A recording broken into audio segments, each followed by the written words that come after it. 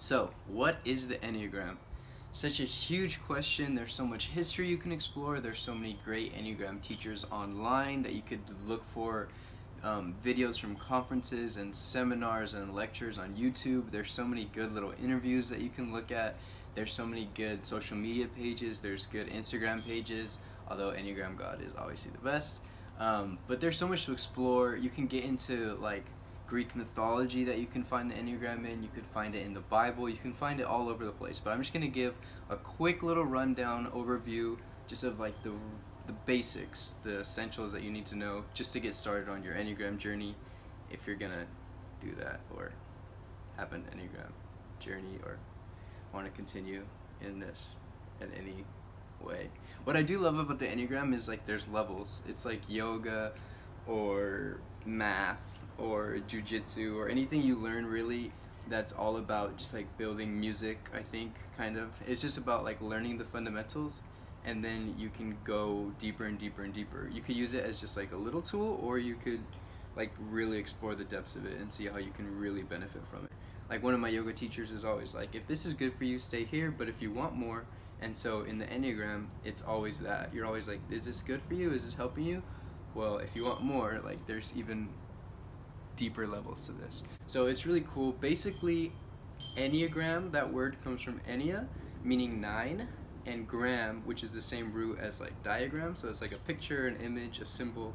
It's nothing like weird. It literally just means like a diagram of 9. So the Enneagram of personality means 9 types plotted out on this chart of the personality. So it can be looked at as 9 different archetypes of personality, like 9 different types of people, but it is also something that we have like the whole thing of in each of us. So we each have all 9 types of the personality, but we each have a core personality type that we usually lean towards. It doesn't mean that like all 1s are the same, all 2s are the same, but we all have those basic motivations, so basic fears or desires that kind of lead us to the different coping mechanisms that we choose in life that we lean towards, that basically get to the root of all of our thoughts, our impulses, and our actions. And what's really interesting about them is that they're categorized, they're split into 3 different triads. So within the 9, there's 3 different groupings. That's either the heart, the mind, or the body. People who are more intellectual in their way of reacting to things, people who are more impulsive or in their bodies, and then people who are more heart types, people who are more emotional. And it just really, it's so enlightening if you end up like finding and exploring what your basic type is, what your core type that you identify as. And it's really, it turns out when you start studying and you start like learning all these things about yourself, it's really like a psychological shortcut to jump over like just all this, I mean counseling or therapy or just like inner work of looking into yourself. And it shows you, it's just so insightful, like it shows you all these things about yourself and maybe like gives you shortcuts to why do I maybe do that, why do I maybe do that. It just opens up this opportunity to be self-observant and kind of look at, oh yeah, I do that, I do that. And I notice I'm saying do over and over again, but I do this and I do that, and that motivation is because I fear this or because I'm really wanting this. And it just kind of shows you how to observe your personality.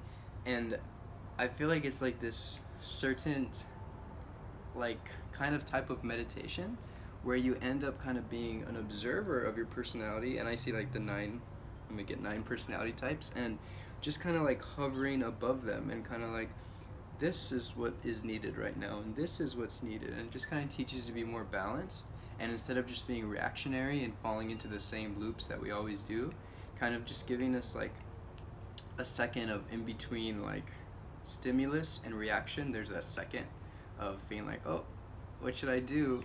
Or we could just do what we've always done and be reactionary in an impulsive way and just, oh, we're doing this, oh, doing that, reacting, and we're basically becoming a slave to whatever happens to us, as opposed to taking control of ourselves and having that self-control to choose like what is needed right now. Do I need to be direct in love? Do I need to be kind of a peacemaker and feel out the situation? Do I need to just be a servant right now? Is it like a time to just have fun and lighten the mood? Like there's really, we are just inclined to do so many different things that is not us. It's not our true self. And in order to really be true to ourselves, we kind of have to study first the stuff that isn't ourself. That the word personality actually comes from the same root word in the Greek for mask. So a personality can be looked at as these masks that we put on to kind of cover up our true self. So if we learn those masks, we kind of learn all the little pieces to it, so we can actually end up like taking it off, let different pieces of the mask fall off, and getting down to the true self. So the 9 different personality types are also kind of identified as 9 different paths back to ourself.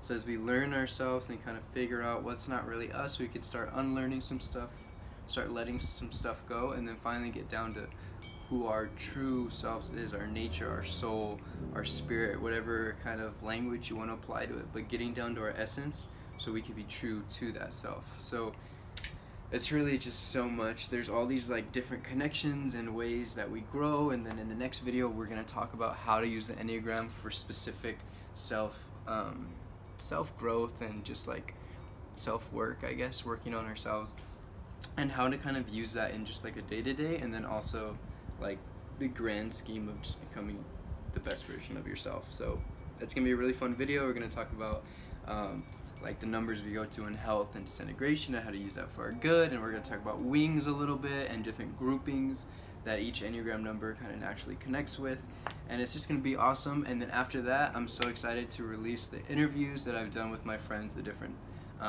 personality types, different core numbers, and we already have 3 of them recorded, and we're recording more for the rest of them. So stick with us, and I guess we could just be friends and hang out and go see movies together. I don't know. Maybe I'm tired of watching movies alone. Okay, I'm just kidding. Stick with this channel if you want. If you don't, you could just go follow the cool people like Richard Roy and Susan Stabile and Ian Crone and all the cool kids, Beatrice Chestnut.